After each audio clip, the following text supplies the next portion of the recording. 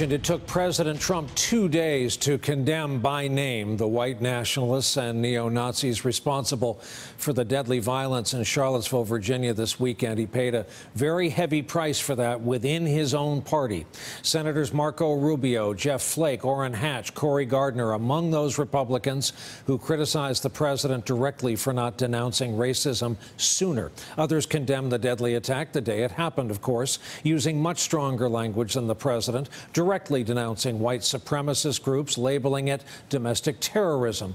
Tonight, the former chair of the Republican National Committee had some strong words for the president and the party as a whole. Here now, Michael Steele from our 8 p.m. hour this evening talking to Joy Reid. This is the seminal moment for the Republican Party. You're going to be defined by the stench that comes from this. The country is watching. The country wants a response. And you cannot have this both ways. You cannot, on the one instance, say, oh, my God, this is terrible privately, and then publicly hem and haw and figure out a way to sort of smooth over hurt feelings in the White House. That's not what this is about. This is about how you hold a country together. This is your Lincoln moment as a Republican, Mr. President. Joining us to talk about this, former U.S. Republican Congressman David Jolly of Florida, and Jonathan Lemire from the AP has agreed to stay here with us.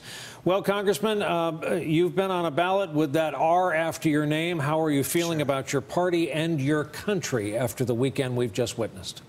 Michael's right. This is a defining moment. This president has given validation to an alt-right white nationalist movement and waited 2 days too long to denounce it. Bigger picture, though, Brian, listen, Republicans right now are also facing a reminder that this president is unprepared to lead. On Saturday, he either knew he was parsing his words, in which case he was accommodating a white nationalist movement, or he didn't, in which case he lacks any ability of critical thinking or understanding of the dark chapters of history. Also, Brian, you like to talk about tomorrow's news today. My fear in his statement today, it was all the right words, 2 days too late. My fear is that tomorrow we begin to see mainstream conservatives accept that statement and begin to build moral equivalency with other groups like Black Lives Matter on the left. And I would say to Republicans, do not do that. There is no equivalency. Black Lives Matter and those groups are asking for racial equality. The alt-right white nationalist movement is asking for racial supremacy. There is no moral equivalency. Do not follow this president down that road.